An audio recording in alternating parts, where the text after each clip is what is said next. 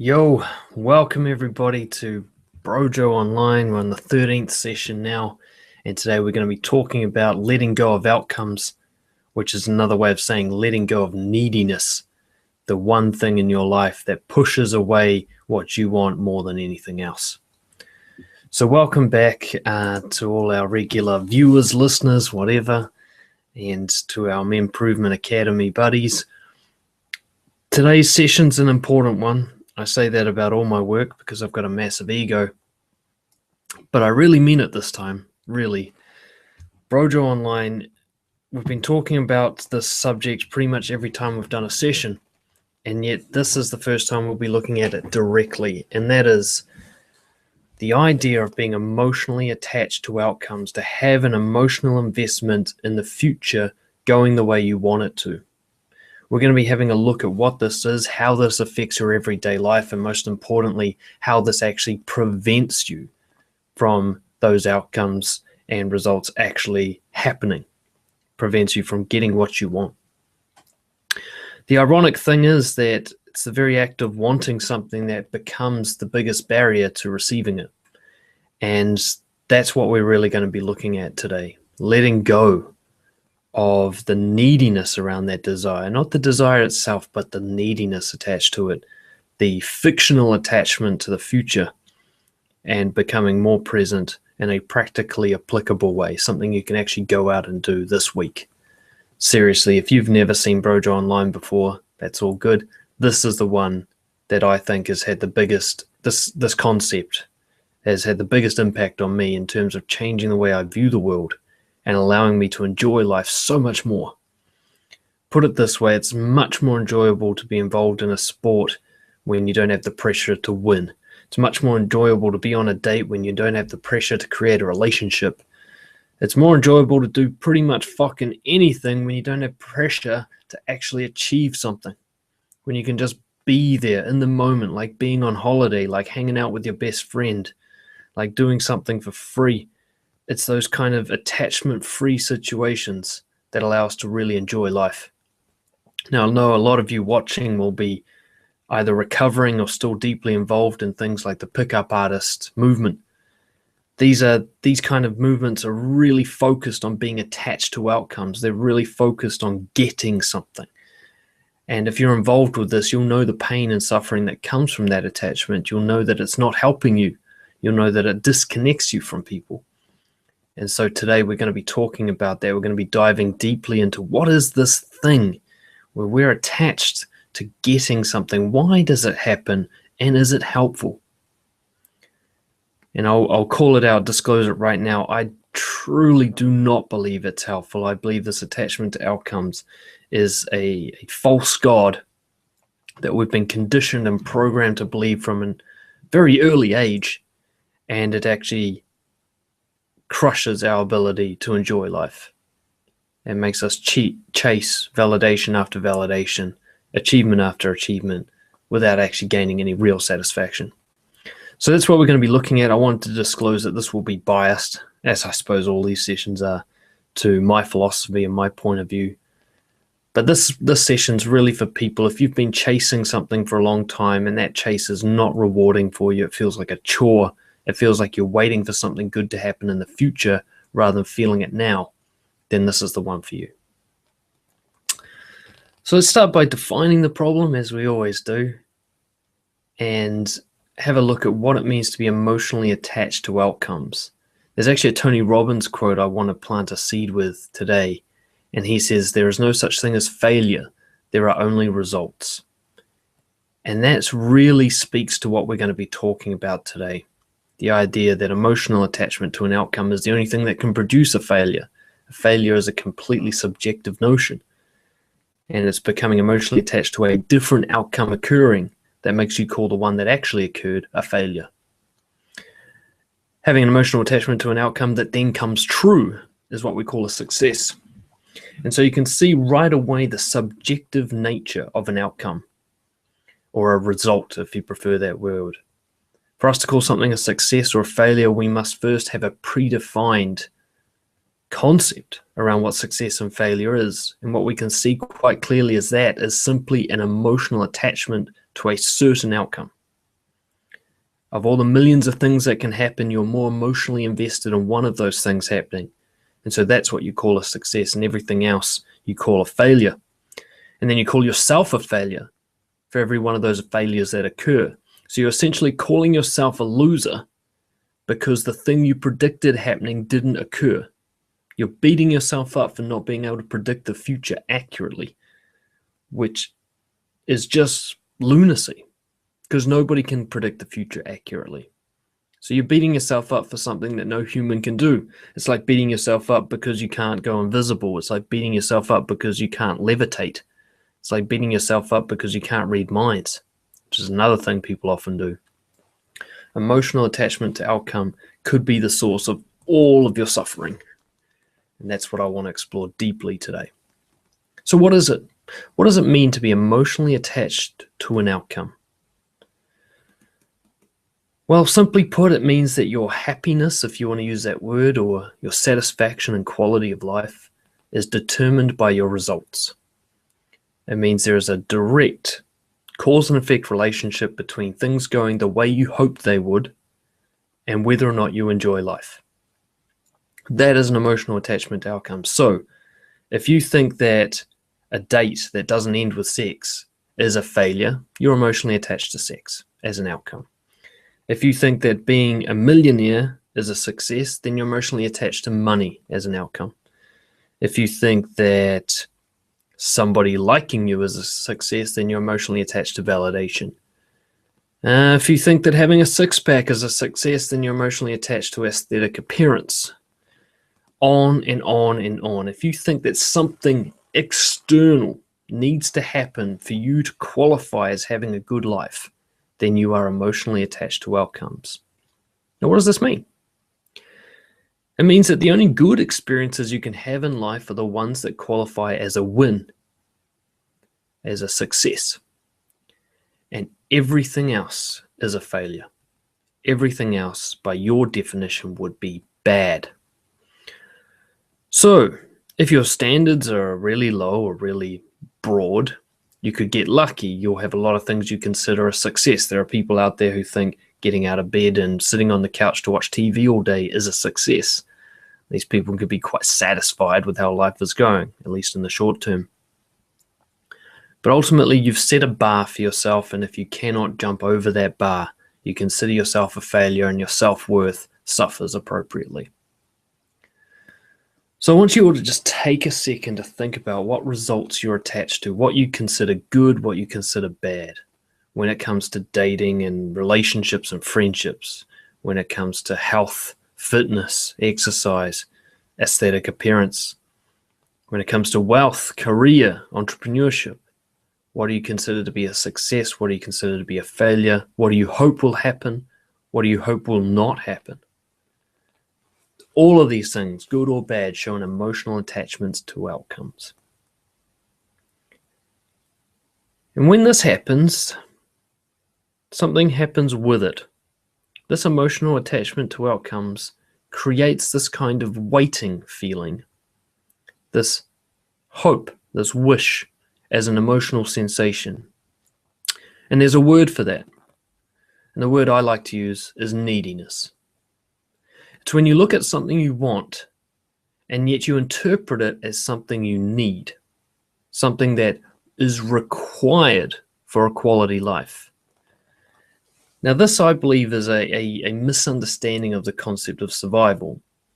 I can want something without needing it. For example, I could want to go outside right now. It's quite sunny out there. I don't know if you guys can see that. And I kind of want to go out there. But if I don't, I'm not going to die. If I don't go outside, I'm not going to die. So that's something I want, but I don't need. I do need to go outside at some point in my life for my health. You know, if I don't get that vitamin D or whatever the fuck it is you get from the sun, I will suffer. There is some really clear research to suggest that without sunlight, we really do suffer. Unless you've got that like super albino thing, right? Which I kind of do. Getting off track. But I don't need to go outside right now. I want to go outside right now. I need to go outside in terms of my longevity of life at some point in time, but it doesn't have to be right now. So the idea that I need it is inaccurate. It's false. It's a fiction. I need it in the long-term sense that I need to look after my health in order to survive and have quality of life, but I don't need it right now. That's mistaking want for need. So when we look at neediness, what we're talking about is becoming attached to a certain result happening when you want it to, and thinking that that needs to happen. So if you're on a date and you feel bad about how that date went because the two of you didn't connect, it tells you that your want for a relationship became a need with this one person. You decided that this person needed to be the one. Some part of your brain made that calculation. Said if it doesn't work with this one, you have failed. So you become attached to a certain outcome, a specific, this time, this place outcome, rather than the overall concept of it would be nice to be with someone, it would be nice to experience love and connection, which, as a side note, doesn't require a relationship. So you can see this with marriage. Some people get quite needy about marriage. I need to get married. I need to have kids. Actually, you don't. You can survive your entire life without any of those things. There's plenty of research to support that. But your idea that you need it, that a marriage and kids is the only true measurable representation of love and connection, which is the actual thing you do need, well, unless you're psychopathic, it's causing you to chase that thing as if that's what you really want. And this is where it gets really interesting. When we think we need a specific outcome, we start to believe that chasing that outcome is good for our health. We believe it's good for our quality of life to do that. We believe it is a helpful thing. So you'll get this person going on a date and they're chasing a marriage. They don't have that thought necessarily revolving in their head consciously, but they think that getting married is the one way to live. And every time they go home for Christmas, they get shit from their family about how they're not married yet. And so they believe that marriage is a necessity. And so every time they're on a date, this deep core neediness for marriage, for long-term commitment from a partner comes through. And the other person on the date, they don't know what it is that's going on exactly, but they just feel this pressure from the other person, this, God, they want so much from me. You know, I don't know how I know this, but it seems like they're asking a huge thing of me and I don't even know them. And this repulsion reaction starts to occur, like, God, I've got to get away from this. This could occur if the person merely wants sex. They think, I need sex to survive. Another inaccurate thought. And so they go on a date and they go, I fucking need sex. I really want sex. Now they try to hide this. Maybe they use pickup strategies. Maybe they just pretend to be nice, whatever it is. And yet the other person just feels like, what's going on? They're taking something. They're trying to take something from me. I don't know what it is, but I can feel it. I can feel them trying to take something. And the repulsion begins, the disgust reaction, the pushing away. What I'm really trying to get to here is to open your mind to the idea that you thinking you need something, you allowing that belief to become true in your mind, is actually what's pushing away what you really want. One of the ways we talk about often in live brojo, the real life brojo, I don't know what you call it, the sessions, is the feeling you get when someone comes up to you on the street and maybe they've got a lanyard around their neck or they're carrying a clipboard, and you just know they're going to try and get something from you. They look at you, they give you a big smile, they say, hi, how's it going? It seems legitimate on paper. You know, it just seems like, hey, they're just saying hi, but deep down you know there's something else. They want something. They're going to take something. They need something from you. And your defensiveness is instantly triggered, isn't it?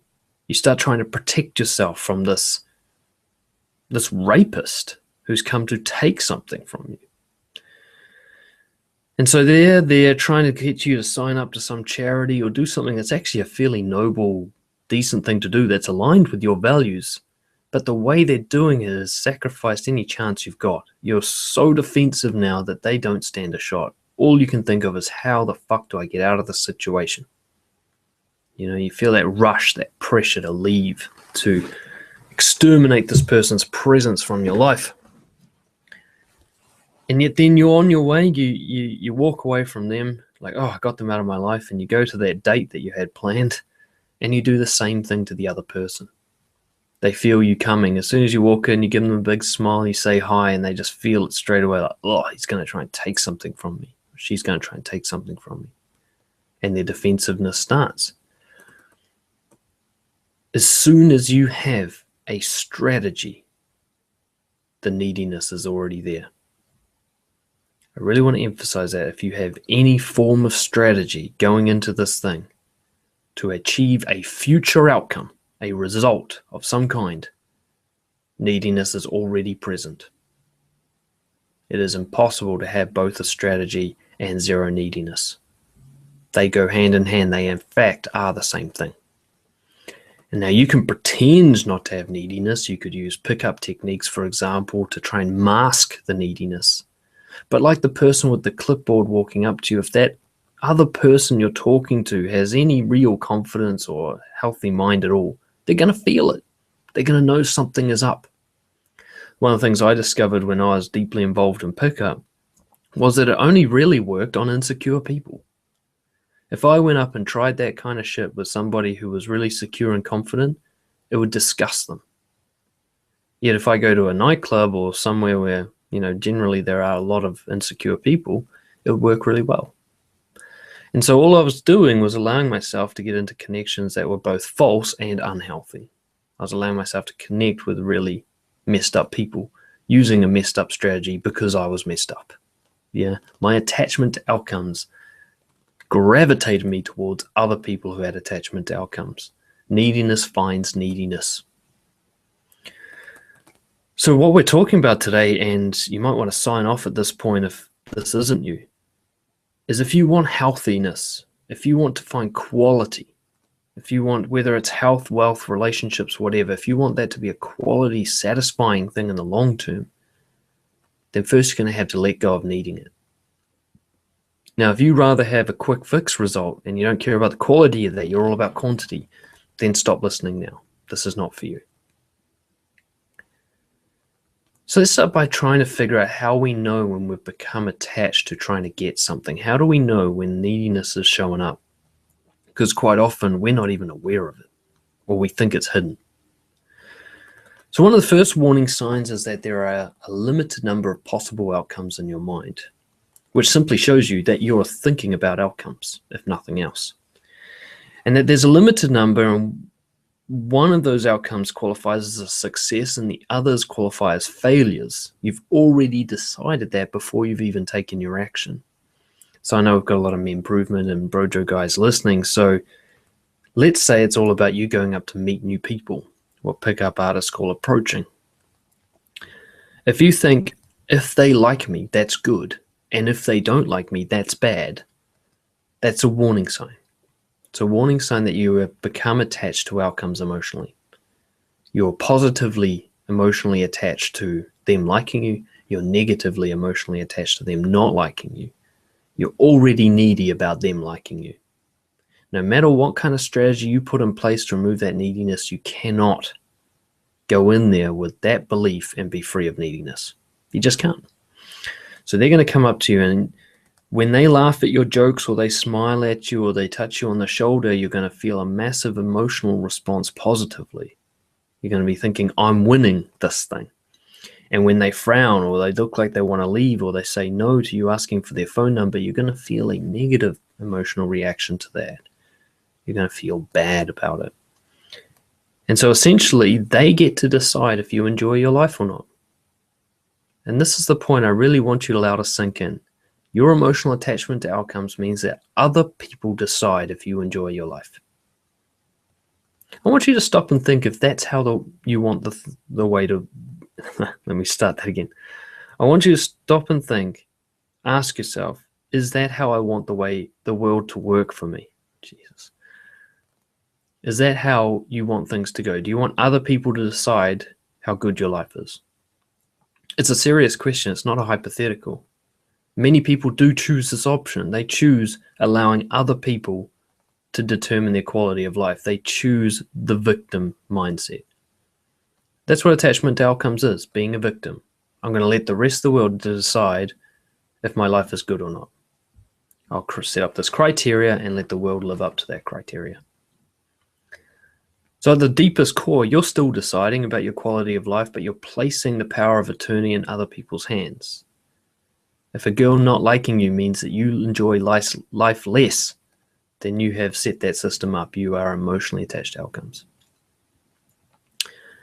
Another key warning sign is anxiety.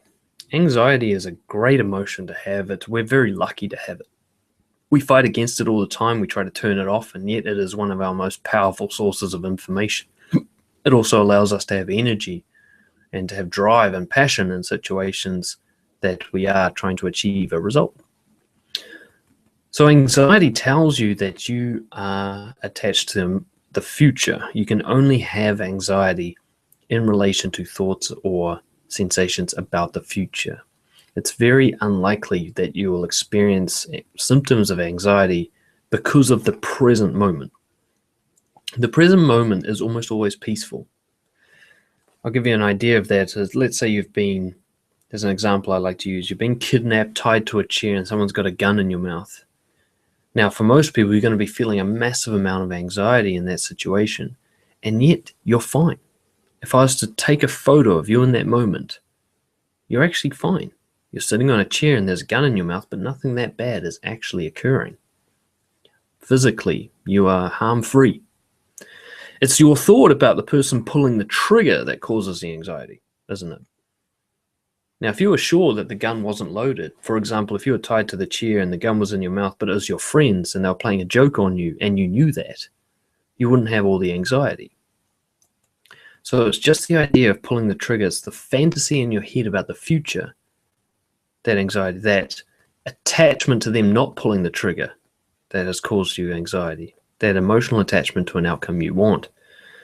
So if you're about to go up to someone new and say hi to them and you feel a massive amount of anxiety, that tells you that part of you is attached to the outcome. You want it to go well. And that's what the anxiety is telling you. So you need to listen to your anxiety. Stop trying to squash it. Stop trying to remove it. It is your friend. It is telling you about your belief system. It's telling you that you're emotionally attached to a fictional future. It's telling you it's time to become more present, which we'll talk about in a bit. The opposite is also true. So feelings of hope, wishing, optimism beyond something that's rational. This means you're attached to a future outcome that you think is going to happen. You expect it. See, anxiety tells you that you don't expect the outcome to happen. So if you feel anxiety walking up to a stranger, it's because you want it to go well, but you don't think it's going to. You don't believe in it. Whereas hope means you want it to go well and you expect it to, which I think is even more dangerous. You know, because it means you're just setting yourself up for a big crushing defeat. I mean, if you're really pushing yourself, if you're really getting out of your comfort zone, then 90% of what you try will fail by your standards. That is what I'd call healthy level of growth. Yeah, you should be failing far more than you succeed. If you're succeeding all the time, then you're not pushing yourself hard enough. It's as simple as that. So failure is the only way to accurately measure that you are growing. So if you're feeling hope or wishing, that is a warning sign that you're emotionally attached to outcomes. I suppose it's a fairly obvious one, right, when you think about it. And it tells you again that you have decided that something external occurring in the future, a completely fictional and uncontrollable event, will determine whether or not you have a good life. You've allowed that to happen. And I think the main warning sign that you are emotionally attached to an outcome, that you're trying to get something, is that all you care about is the end result. The process to get there is a chore. Something's in the way between you and the result. The journey is meaningless to you. The journey is just the means to the end.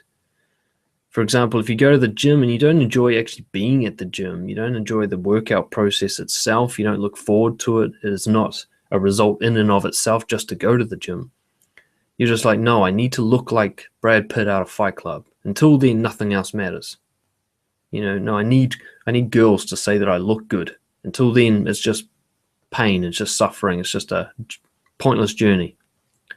You know, I'm at work, all I care about is that next promotion I'm going to get or that next sale. Until then, this is just noise, chores in the way of that. If that's how you're approaching life, shows that you're emotionally attached to achievements. I was very much like this for most of my life. I mean, it still comes through in my day-to-day life sometimes, where there was this kind of silence between achievements. Everything was either achievements or nothing to me, so the time between achievements it would not register very well in my memory. It was so unimportant to me. It was just a way to get there. It's like if I'm flying to the United States, the plane ride is nothing to me. I just want to get to the United States, Whereas, you're not emotionally attached to outcomes if you enjoy the plane ride. If you're checking out the movies, if you're laughing about the food, if you're getting to know the person in the seat next to you, that's somebody who's emotionally attached to the present. But if you're like waiting for the plane ride to be over, if you're waiting for the journey to end so you can get to the destination, then you're emotionally attached to the destination. Yeah. So let's stop for a minute and just think, how does this attachment affect us? What does it do to us, this emotional attachment to outcomes, beyond what we've already talked about? Well, let's start by looking at that limited possibilities concept.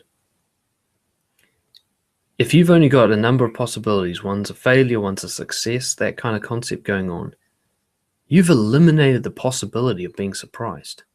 You've eliminated the possibility of something new and exciting and unpredictable happening, a third, fourth, fifth, or 100th option that you hadn't predicted. Which, by the way, is an elimination of truth. You cannot predict something 100% accurately. Even if the girl doesn't like you when you go up to her, you don't know how that's going to happen. There's a million different ways that could happen. But in your mind, it either happens or it doesn't. That's the only thing you're open to. You're not open to the rich experience of the millions of variations of what actually happens in real life. So this attachment limits our scope. It puts blinders on so we can't see a range of activity. We only see yes, no, binary, black and white, fail, success.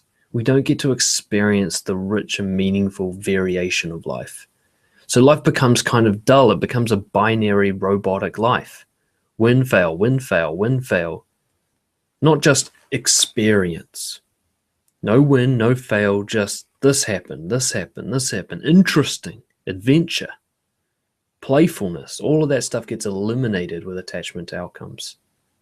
Because the thing is, even with a win, all you're doing now is setting yourself up for the next attempt. So you get the promotion, you get this brief surge of, yay, I got there. And then there's like, well, what about the next promotion? Your brain automatically jumps to that next achievement. You've been out there trying to get laid, and you finally have sex. You're like, yes, that lasts for maybe a couple of days. And then you're like, okay, now I've got to have sex again.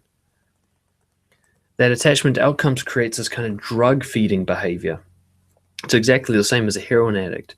You're either on heroin or seeking heroin. There is no enjoyment of the heroin itself. There's this brief kind of satisfied instant gratification, and the neediness comes roaring back in. Even worse because of the gratification. You can see this I saw this with my addiction to smoking. I would want a cigarette. That neediness would be there. I think I needed a cigarette. I'd even use language that said I need a cigarette, as if somehow that was going to help me survive. I'd have my cigarette. I'd have a brief freedom from neediness. That was the most I could call that satisfaction. It wasn't even really joy. It was just freedom from neediness for a second. And then I would get the need for a cigarette again, but it would be worse than the time before. I'd need it more. It'd become more urgent. Especially over the years that I was addicted to smoking. At first, I could go for a week between cigarettes, and then it was down to like a couple of hours at most. It got to the point where I'd panic if I was in a situation where I wasn't allowed to smoke. Like if I had to go out on a boat and you weren't allowed to smoke on the boat, I'd actually feel anxiety about that situation. So you get to the point where anxiety, that kind of neediness, becomes your main thing. It's the dominant feeling in your life. You might not perceive it as actual anxiety, like heart racing kind of fight or flight response, but just this kind of pressure to succeed all the time, this pressure to get to the next win. You can see this with the pickup artist guys. They might appear to be really carefree and confident, but all they can think about is that next win. It dominates them. It removes all real enjoyment. You can't even have a conversation with them about other aspects of life. All they can talk about is that next win they're going to go for, that past win that they had. They just live in those wins and they miss out on the in-between parts. So what you'll also see is that you'll eliminate possibilities. If I go up to a girl and I think she's either going to like me or not like me as a win, not like me as a fail, and she says she's got a boyfriend, I'll take that as a fail and I will leave. She could have been a great friend. She could have been someone who introduces me to other people. She could have introduced me to dancing or some new kind of thing. She could have been somebody that was just great to talk to that day. But I walked away from her because I perceived a failure to have occurred. I missed out on the millions of possibilities and options that could have occurred in my connection with her simply because of my perception of a failure. It limits my possibilities. I walk past someone, they look really interesting, but I think I'm not attracted to them. Therefore, there's no point, there's no chance of a win, and I miss out on whatever they could have been. A great friend, a business partner, an interesting person to talk to. I was at the airport, I was stuck at the airport again, because I missed a flight again, and I was there and I was really bored and stressed out about missing the flight, and this old couple, Malaysian couple I believe, sat down next to me. Well, I thought they were like in their 50s. Turns out they're in their 70s. They must be eating well or something. Now, if I was in my old pickup mindset, I would have ignored them. They were no chance of sex. The situation had no chance of sex. There's no point in talking to them. But since the changes I've made, I thought, well, I need to talk to somebody. I'm fucking bored here. So I talked to them, and they were two of the most interesting people I've ever met. In terms of a couple, they were just phenomenal. The guy, he helped me understand what old age was like. He gave me this kind of behind-the-scenes scope on how he was once this really sort of confident man who dominated the business world, and now he's really scared of everything all the time. Feels like he's being left behind by technology. And he was telling me all of this stuff. It was just really interesting, and I'm always interested in psychology. I learned a lot from those two. I would have missed out on that possibility if I'd been attached to outcomes. If I had been attached to having a good conversation with someone I'm attracted to, for example, I would have never spoken to them in the first place, and my body language would have pushed them away. See, the thing is, when you're attached to outcomes, everything about you tells people that you are. It says, don't come near me if the person doesn't meet your criteria for a win. And it says, give me something when they do. It just drives them away.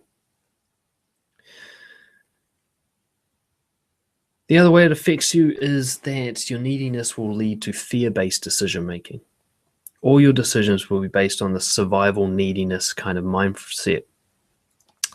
So it's all going to be about short-term gain, And this is why, for example, in pickup, very few of the people actually end up in loving relationships. They just go from one source of validation to another, and it doesn't last very long. Even the guys who get laid a lot, they can't seem to have a commitment from a woman in their life. The woman eventually drifts away, and they really struggle with this.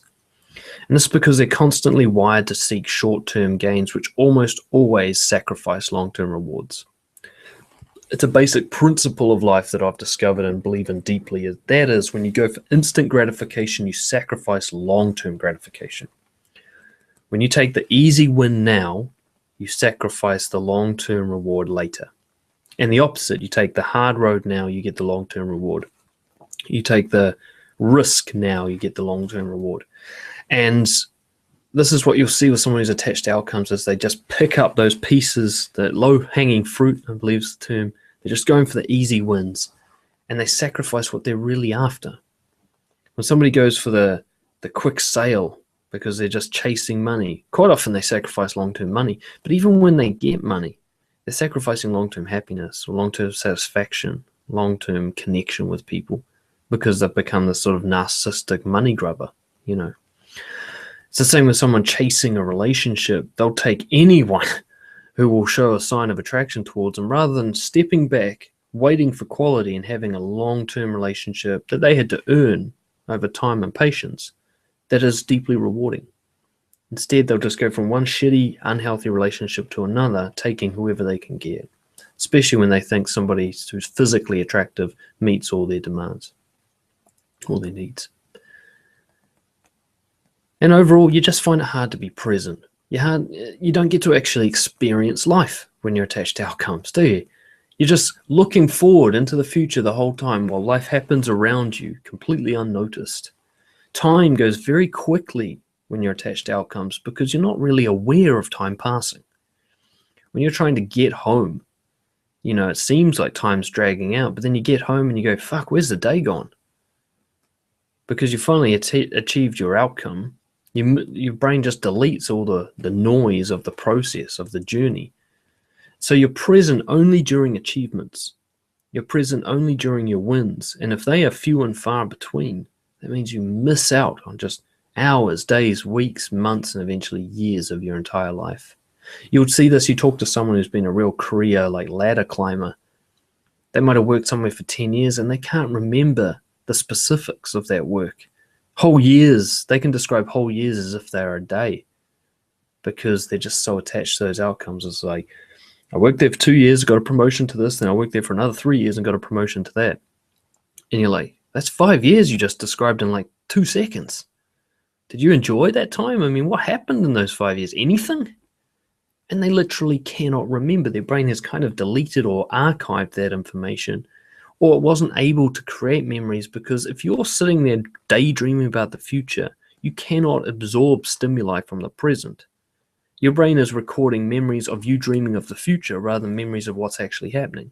So you miss out on life. And you get to your deathbed and you go, fuck, I didn't really do anything with my life. Well, actually you did. You just can't remember it because you weren't there to process a memory. You weren't actually present during your life to create a memory. So this is how it affects us. Essentially, in shorthand term, it fucks your life. Attachment to outcomes means you don't get to enjoy your life. You only get to enjoy the wins, and even then it's only a short-term enjoyment that just creates a deeper hunger for the next win. So it's not really, in the long-term sense of the word, enjoyment. It's just more pain and suffering. Where does this come from? Where does this attachment to belief come from? Does it come from a healthy place? Did we learn this from healthy people? Or have we been conditioned and programmed to believe in something that is harmful to us? I want you to think about where it came from. For me, it came from childhood. I was taught scarcity as a child. I was taught that you must get something. Now, nobody who was teaching me was necessarily a bad, evil person. And in fact, my parents in particular were the opposite of this. They always talked about just enjoying the process. But when I got to school, and all my peers and my teachers just went on and on about results, where school, it doesn't count what you did in class if you failed the exam. With your friends, it doesn't count if you've been a good person if you fuck up once. These ideas that without a result, you're nothing. And your attempt to get a result is all that matters. The idea that you see it in school, the fun subjects, the things you love to do, are often the things that are considered optional. They're considered, you do those in your free time because they don't count as work, especially if you're artistic. You might like drama or something. Like, yeah, that's an after school class. You got to get serious while you're at class. You got to do this mathematics stuff that you hate. That's the only thing that counts as real work because you've got to get a job in the future. You've got to get this and get that, or otherwise you're a loser. We were taught all this by who? People who are happy with their lives, people who are satisfied and content, people who genuinely enjoyed the process of living. Or were we taught by people who also been conditioned and programmed, people who didn't enjoy their lives either? I think about the pressure I received from people growing up to achieve things, and it was from people who were under pressure to achieve things. They were passing on their sickness to me like a virus. And that all came under the guise of helping me. Well, the people who have really helped me are the ones who have said, well, what do you need to do to enjoy your life? No, not in the future, now. What do you need to do to enjoy life now? What would make life meaningful for you now? You might not live till tomorrow. What's the point in worrying about what's going to happen tomorrow? You've got no control over that. You've only got control over now. And even then, it's limited control. So choose wisely. Things that might have programmed you to want to get something is when you were praised on your results and you were punished for failures. And you see this in school all the time. They get the red pen out when you got anything less than a fucking A+. you know. And then when you get an A plus, you're like, oh, look how well little Daniel did. Class, let's all look at him and envy him and beat him up in the playground after school. You know, class, he's good. You guys are bad and he's good. You know, did you see that happen at your school? Did you see that happen in your home? Did you see your friends punish those who were cool and punish those who weren't cool and popular, and praise those who were? Did you see this training as you grew up to be attached to results emotionally? And did you ever stop to ask yourself, who is teaching me this? And do they actually know what the fuck they're talking about? Do they have a great life? Or do they just appear to? Or do they not even appear to? You know, you see this with a lot of the gurus in the self-development industry. They're saying, be like me. Look at my awesome house. Look at my awesome car. I'm awesome. Everything's great. Yay. You know, but do you actually get to see inside them? Do you get to know if they are feeling content and satisfied? Do you ever stop to question, why do they have to brag about that stuff? Are they not happy with it? Do they need me to give them a pat on the back for it? Can't they just enjoy it quietly by themselves? We don't stop to ask this. We just look at that stuff and go, I want that stuff too. Oh, no, I need that stuff. And we don't stop to ask, hey, am I being brainwashed here by somebody else who's been brainwashed? Is somebody passing their sickness on to me?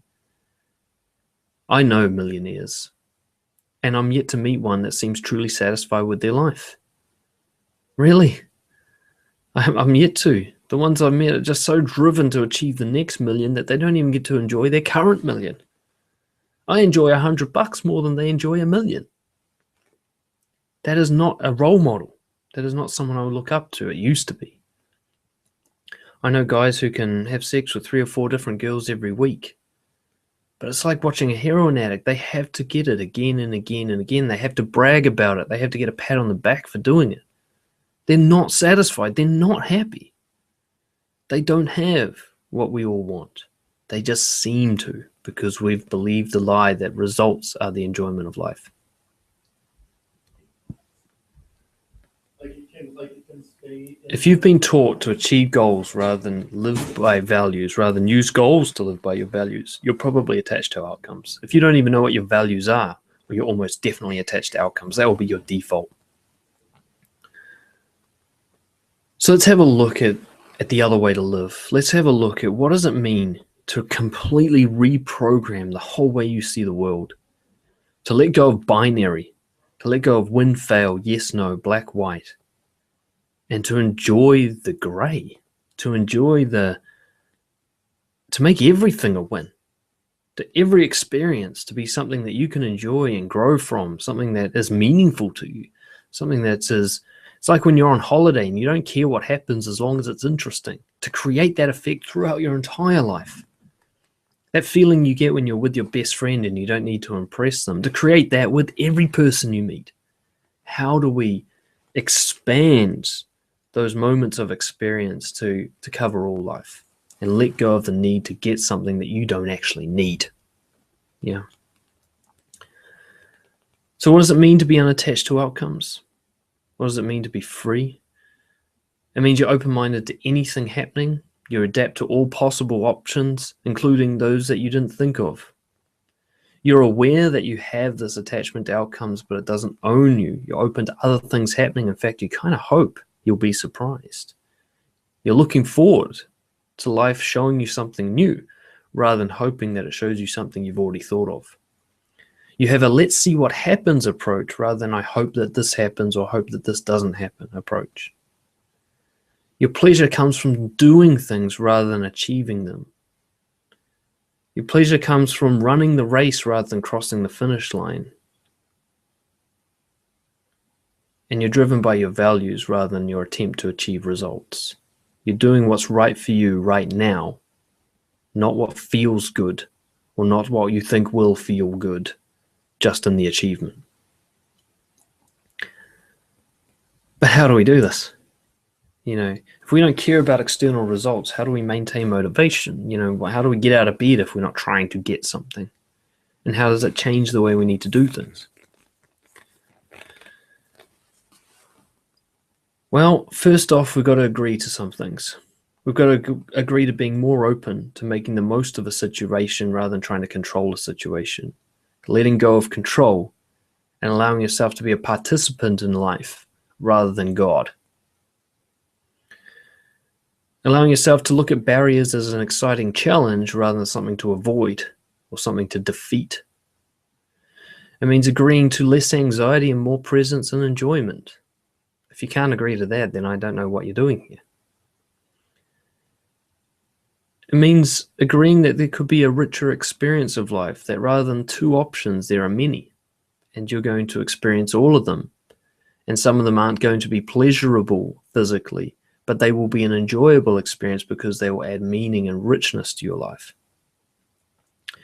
And it's about agreeing to allow neediness to go, so that you can behave more confidently and take bigger risks, which of course allow for much bigger rewards. How do we do this? First and foremost, we're going to get practical now. You need to sit down with a pen and paper. You need to have a look at everything you're doing, and you need to ask yourself, why? Why am I doing this stuff? Am I seeking an external validation, or is this because I'm living by my values? Do I get pleasure from the mere process of doing it, or do I only get pleasure from results? You need to examine every fucking thing you're doing in your life for this. It should take you hours. It is worth the work. These hours could save you years of dissatisfaction. Years.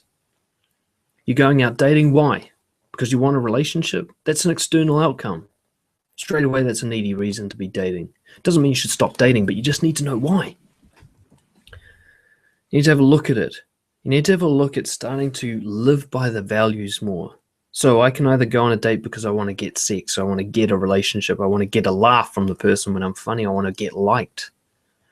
Or I can go on a date because I want to practice honesty, I want to practice connection, I want to practice respect and courage for my own benefit. None of these things require anything from the other person. I want to push my comfort zone, I want to experience being out in the world and see what happens. These are good reasons to date, and you often find that you stop calling it dating once you have these reasons. Why do I want to try and get that promotion? Because then I'll feel good about myself. That's an attachment to external outcomes. I'm going to go for the promotion because it will force me to work harder. I'm going to go for the promotion because it will guide me in my day-to-day work and give me focus. I want to go for the promotion just because it'll be fun to do. I want to go for the promotion just to show that myself that I can go for it. These are things that should keep you in the present moment. You have the goal, but the goal is to help you live by your values, not to achieve the goal. Yeah? You want a six-pack? Fuck that. Make the goal about going to the gym and pushing yourself harder than you did yesterday. Make the goal about trying to see how long you can hold the weight up for. Make it about just you getting personal bests rather than being the best. Make it about your values. Make it about the process of doing it. Make it so that every rep is an experience in itself. Do it for you. Do it for your health. Change the reason why. As we sort of identify, you can use those outcomes. You don't have to deny that you're emotionally attached to them, but you can use them as guides rather than as achievements. So yes, I want a relationship. I can't lie to myself and say that I don't want one. I know I want one. I'm not enlightened enough yet to be completely free of humans for the rest of my life. I really do want a relationship. But do I need it from this one person? Do I need it from this date that I'm about to go on? No. What do I need to use this goal for?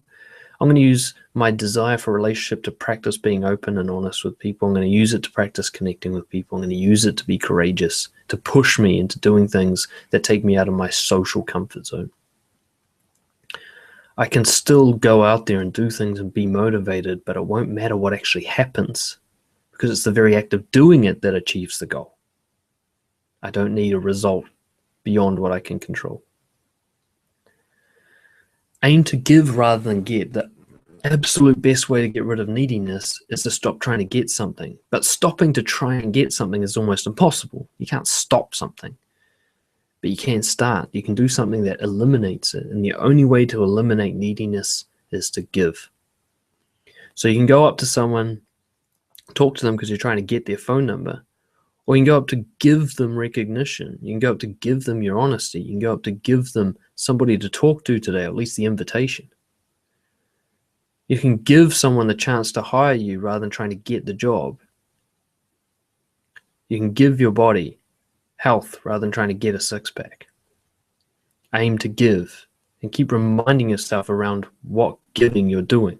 You're going to need to keep reminding yourself because your autopilot is around getting. You're going to have to break that pattern over and over again. I'd say like half-hour reminders on your phone. What does it mean to give right now? Keep refocusing on that until that becomes the new automatic pattern. Remind yourself that everything is just practice. We've got the Olympics on at the moment of this recording. Some of those athletes will be massively attached to outcomes, you know. They'll be attached to getting a medal. They'll be attached to breaking a record. They'll be attached to something. But the highest performing ones, the real true winners, will actually probably be the ones who are there just to practice being at the Olympics, just to swim a little harder, run a little faster. It's all just practice. It doesn't matter if there's a flag with rings on it. They're still just practicing what they love to do. And right after the Olympics is finished, even if they don't get a medal, they're going to go right back to doing more practice. I do this with my dancing. I go to a competition, feeling all the nervousness and stuff because I'm attached to winning the competition or impressing the judges or getting the performance right. And I just remind myself, I'm just practicing dancing in competitions. It's not actually a competition, it's practice. Everything is just practice. There is no such thing as a final result. You think the athletes, when they're finished at the Olympics, they all quit? Nah, they're in training for the next world champs or whatever. Everything's just practice for the next thing. And the next thing doesn't even matter. That's just going to be more practice. Focus on every task fully or don't do it at all. Hell yes versus hell no. If you really want to achieve that freedom of letting go of the outcome, is you really need to throw yourself into the process. You know, like I often say, if you're going to do the dishes, do the fuck out of those dishes. Wash them like no one's ever washed them before. Throw yourself into the task or leave them and don't do them at all. Not some half-assed in between thing. That's not living in that mediocre average. Give it all or give it nothing. Go on a date and throw your honesty at the person. Be as courageous and bold as possible, or don't go on the date at all. Don't go there safely, protecting yourself with pickup strategy or with nice guy bullshit. Go there and take the massive risk of them fully hating you, or don't go at all. And what you can do to help reinforce this as an after effect is after every single action that you take, you journal. You know, not after every single action, but you might at the end of each day or whatever, journal and go, what have I learned from these experiences? Allow yourself to start registering that everything's just an experience to be learned from by forcing yourself to learn from each one. So you might come back from the dance competition, you lost, and you could write in the journal today, I lost the competition, which just reinforces that the outcome you didn't want equals failure. Or you can be, what did I learn from this performance? And completely just disregard this win-loss thing that somebody else made up. You know, just go, what did I learn from this? You know, I learned when I get really nervous that my footwork needs to be focused on a bit more. You know, and that way you win from everything. You learn from everything, you win from everything. So, attachment to outcomes, it really is the ultimate, I guess, barrier to enjoyment of life. Remember, every outcome in your mind is a fiction. It does not exist. It's something that you made up about the future. It's something, one of the billions of variables, you've chosen one of them and decided that that's a win. And you've chosen another one and decided that's a loss. When actually all of them are a win if you can learn from them and experience them. You want to enjoy life, it's not going to come from winning. It's going to come from participating, from being present. Letting go of outcomes isn't something you get in your mind, you stop doing. Just start being more present. Start focusing on, let's see what happens rather than let's make this happen. Allow every experience to be something that you can enjoy and just see what happens to your quality of life after that. So I hope this one was helpful for you guys. You know, for me, this is a huge experience change. You know, when I changed to stop trying to win and I just started trying to enjoy the moment, so to speak. I started trying to just have experiences and allow myself to still have that win-loss mentality, but not obey it, just to see it there and go, okay, that's one way to look at the world. Let's see what else happens. My quality of life, it just improved by 10 times at least. Seriously. So try it out for yourselves. Let me know how it goes. And of course, if any of you are struggling with this, you can get in touch with me about more personal one-to-one support, and we can help break through this together. So go out there, give it a test this week, and let's see how you do. Have a good one, guys. Cheers.